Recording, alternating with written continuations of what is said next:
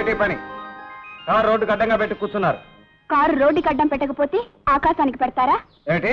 కనపట్టంలా car చెడిపోయింది. చెడిపోతే బాగు చేయించుకోవాలి. అది మీ చేతి చేద్దామని. నోనో, నాకు అర్జెంట్ పని ఉంది, వెళ్ళాలి. అయితే అర్జెంటుగానే బాగు చేయండి. ఇంతకీ కారు తీస్తారా లేదా? తీయం.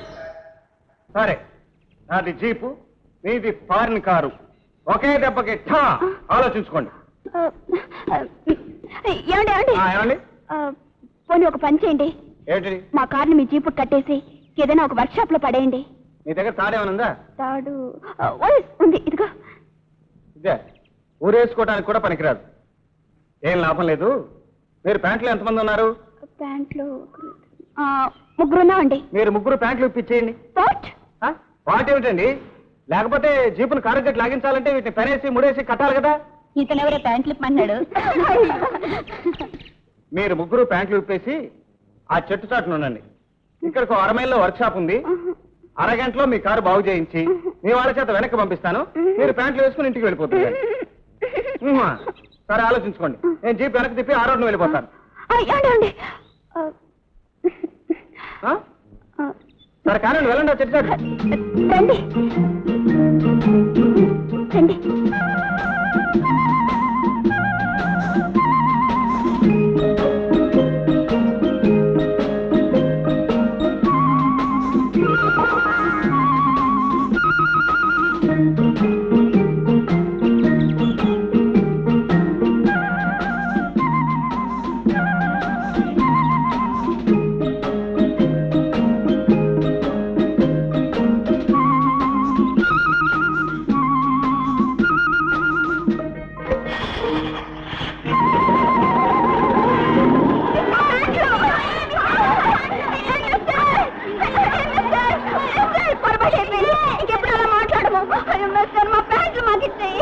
అలా రండి దారికి.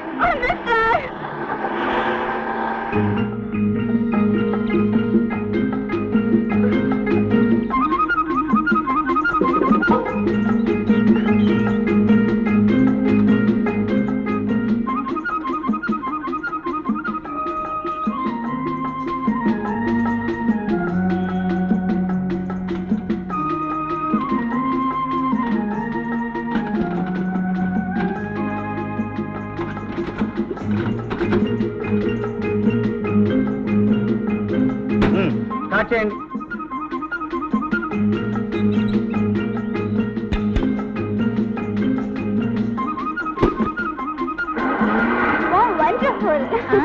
ఒక్క నెట్టు తిప్పగానే స్టార్ట్ అయిందే. థ్యాంక్స్ అండి, many many thanks. No mention.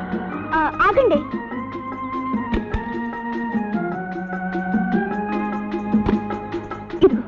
ఎందుకు? మీ కష్టానికి ప్రతిఫలం. నా కష్టానికి ప్రతిఫలం 10 రూపాయల. పోనీ ఎంత కావాలో చెప్పండి. 100 రూపాయలు. ఒక నట్టు బిగించినందుకు 100 రూపాయల? మేడం, నట్టు బిగించినందుకు 1 రూపాయి. ఏ నట్టు ఎంత బిగించాలో కనిపెట్టినందుకు 99 రూపాయలు. ఓకే, ఇదిగోండి. సార్, మీరు నట్లు బాగానే బిగిస్తారండి. అవును, మీకెప్పుడైనా నట్లు అయితే నన్నే పిలవండి, బిగించి పెడతాను. అసలు బుద్ధి తక్కువ మీది కాదురా, నాది. చుట్టాలని ఇంట్లో చేరనిచ్చినందుకు తగిన శాస్తి చేశారా? అదేమిటన్నయ్య అలా అంటావు? నీ వాటా ఆస్తి అంతా నాశనం చేసుకుని పెళ్ళాం బావమరితో సహా నా వాకిట్లోకి వస్తే తమ్ముడు అని దయతలిచి ఇంట్లో చేరనిచ్చాను చూడు, అది మొదటి తప్పు. అలాగే. నా ఆరోగ్యం సరిలేక నీ పేర పౌర పట్టా రాసిన ఆస్తి మీద పెత్తనం నీ చేతిలో పెట్టాను చూడు, అది రెండవ తప్పు. అలాగే. పెట్టిందంతా ఫ్యాక్టరీ మీదే కదా, నా సొంతానికి 1 పైసా వాడుకున్నానా? డబ్బు ఖర్చు అయితే అయింది కానీ మావయ్య, మన ఫ్యాక్టరీ మటుకు ఈ జిల్లా మొత్తం మీద. అవునరా, ఇంకా కొన్నాళ్ళు మీ పెత్తనం ఇలాగే సాగితే ఫ్యాక్టరీ అమ్ముకుని నేను ఈ జిల్లానే వదిలిపెట్టి వెళ్లాల్సి వస్తుంది.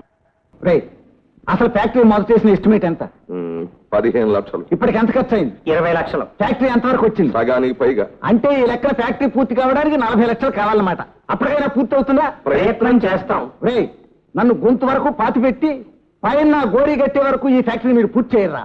ఏం చేస్తాం, కరవరలు అలా ఉన్నాయి. అమ్మబోతే అడివి, కొనబోతే కొరివి. దేశం అభివృద్ధి చెందుతోంది కదా, ధరలు కూడా అభివృద్ధి చెందుతున్నాయి.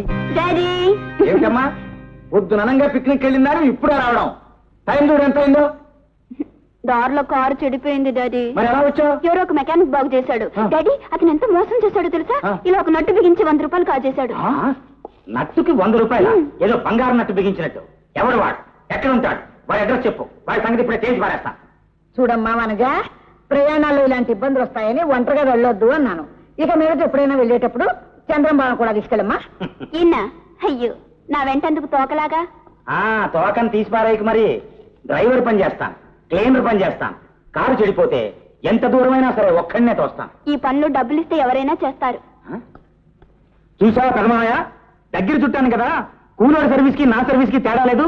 వాడు డబ్బులు తీసుకుని పని చేస్తాడు, నేను తీసుకోకుండా పని చేస్తాను. Free service.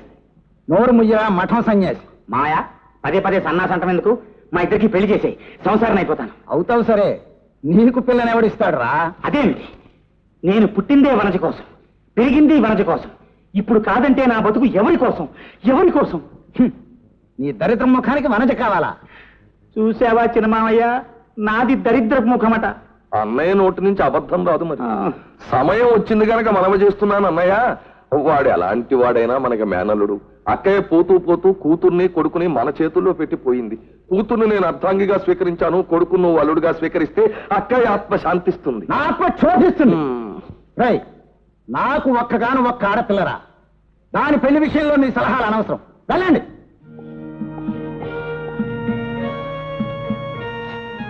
ఏమండి, ఆ ముసలాయన అలా ఊటుకొచ్చాడు తిడుతుంటే బెల్లం కొట్టిండాలి మాట్లాడే.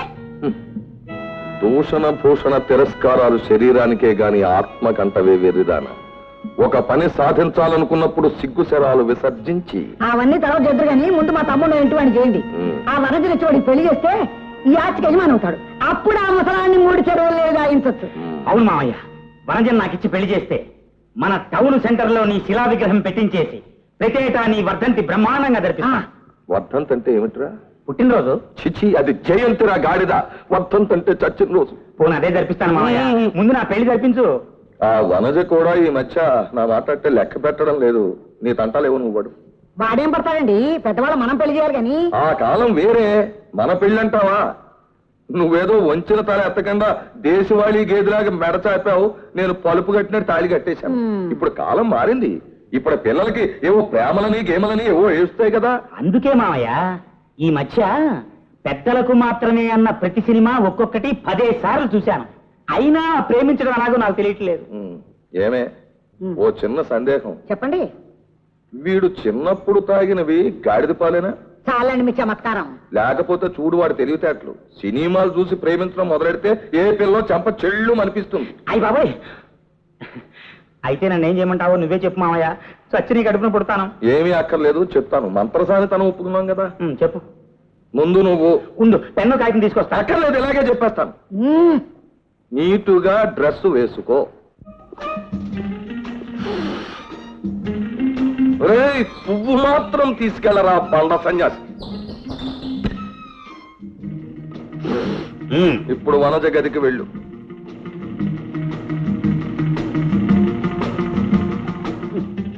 తలుపు వేసింది. లోపలికి రావచ్చా అని అడుగు. లోపలికి రావచ్చునా? అబ్బబ్బా, రావణా బ్రహ్మ కాదురా, రాముళ్ళు అడుగు. లోపలికి రావచ్చునా? జవాబు లేదు. ఇక నా వల్ల కాదు, నీ ఏడుపేదో నువ్వు వేడు. వెళ్ళవా, పెద్ద ప్రేమించడానికి కూడా ప్రేమే కన్నాళ్ళు. నేనే సొంతంగా ప్రేమించుకుంటాను. అరే, తలుపు తీసుంది.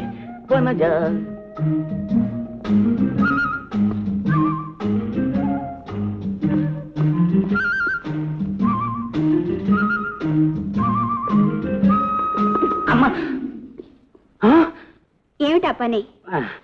నువ్వు లోపల బట్టలు వేసుకుంటున్నావేమో అనుకుని చూస్తున్నావా? మరి నీ మీద నా మీద? అదేం కాదు, నాకు నీ మీద. ఏమిటి నాటకం? అబ్బే, నాటకం కాదు. ఇదిగో సినిమాకి వెళ్దాం అనుకుని 2 టికెట్లు తీశాను 6 గంటలకి. సినిమా? అవును, రామ్ థియేటర్లో. హర్ నైట్స్, ఆమె మధుర రాత్రులు పెద్దలకు మాత్రమే. అంటే మనిద్దరమే చూడాలి. సారీ బావా, సాయంత్రం 5 గంటలకి నా స్నేహితురాలు పుట్టినరోజు పండగ. టీ పార్టీ ఉంది. వీలేదు. నీ బావనే నువ్వంటే పడి చచ్చేవాడిని. నేనెక్కువ, స్నేహితురాలు ఎక్కువ. నువ్వు సినిమాకి వచ్చి తీరాలి. రాలేదనుకో నేను ఇక్కడే సత్యాగ్రహం చేస్తాను. బావా లే బావా లే, పోనీ ఒక పని చేయి, నేను టీ పార్టీకి వెళ్ళి కరెక్ట్ గా 6 గంటలకు వచ్చేస్తాను. నువ్వు నా కోసం అక్కడ వెయిట్ చేస్తూ ఉండు. తప్పకుండా వస్తావు కదా? తప్పకుండా వస్తాను.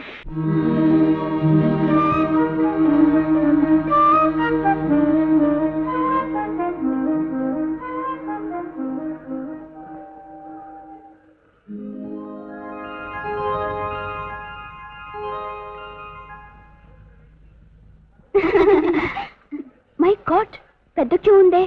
టైం కూడా అయిపోయింది. ఇప్పుడు ఎలా? వరద బాధితుల సహాయ నిధి చందా ఇవ్వండమ్మా. బరదా లేదు బురదా లేదు, పోవయ్యా. టికెట్లు దొరక చస్తుంటే 10 పైసలు వేయండమ్మా. అరే పొమ్మంటే మళ్ళీ అడుగుతారు. ఏమి అడుగు నీ 100 రూపాయల మెకానిక్ దర్జాగా సూట్ కూడా వేసుకుని వచ్చాడే. నట్టు బిగించడానికి 100 రూపాయలు వసూలు చేసిన వాడికి ఒక్క సూట్ ఏం కర్మ. ఇప్పుడు ఎట్లాగా? ఇక్కడే ఉండండి. Good morning. Very good morning madam. కొంచెం ఇలా వస్తారా? కాస్త నా ప్లేస్ చూస్తానండి, ఇప్పుడే వస్తాను. ఏం లేదు, మాకు 4 టికెట్స్ తెచ్చి పెడతారా? అలాగే. చాలా థ్యాంక్స్ అండి, మీరు ఇంత మంచివారు నేను అనుకోలేదు. ఇదిగోండి 20 రూపాయలు. ఒక్కో టికెట్ 20 రూపాయలు అవుతుంది. వాట్? 5 రూపాయల టికెట్ 20 రూపాయలా? ఒత్తిడి బట్టి మీకు ఇష్టమైతేనే, ఇంకొంచెం సేపు ఆగారంటే ఇంకా ఎక్కువ అవుతుంది. వెంటనే చెప్పండి. ఏమిటి అన్యాయం? ఈ జిడ్డు మనకెక్కడ తగిలేదే? ఏమిటండి ఇది? టికెట్స్ కొని పెట్టమని పక్కకు పిలిచి జిడ్డు బడ్డు అని బిరుదులు ఇస్తారా? ఇదేనా మీ మర్యాద? అయ్యా మర్యాద గారు కాస్త ఉండండి. ఇదిగో 80 రూపాయలు, 4 టికెట్స్ అండి. అలా అన్నారు, బాగుంది. 5 టికెట్లు ఇవ్వండి. చూడవే ఆ దొంగ చూపులు, వీరుట్టి బ్లాంక్ మనిషి. ఇదిగో మీ టికెట్లు. అయ్యా మర్యాద గారు, మీ మేలు ఈ జన్మలో మర్చిపోవండి. నమస్కారం, వస్తామండి. ఇదో వాలంటీర్, ఇలారా. ఇవిగో 60 రూపాయలు, వాళ్ళ విరాళం. Thanks sir.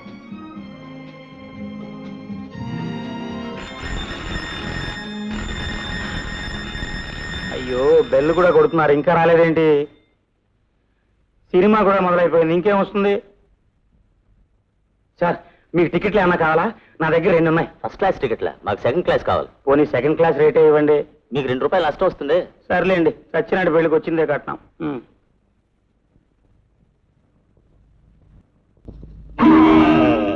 బ్లాక్ లో టికెట్లు అమ్ముతున్నావా? నేను బ్లాక్ లో. పద పోలీస్ స్టేషన్ కి. అది కాదండి, ఫ్రెండ్ కోసం టికెట్లు కొన్నాను. ఆ మనిషి రాకపోతే అమ్ముతున్నాను. బ్లాక్ లో అమ్మే వాళ్ళంతా ఇలాగే చెప్తారయ్యా. రా పద పోలీస్ స్టేషన్ కి. అది కాదు.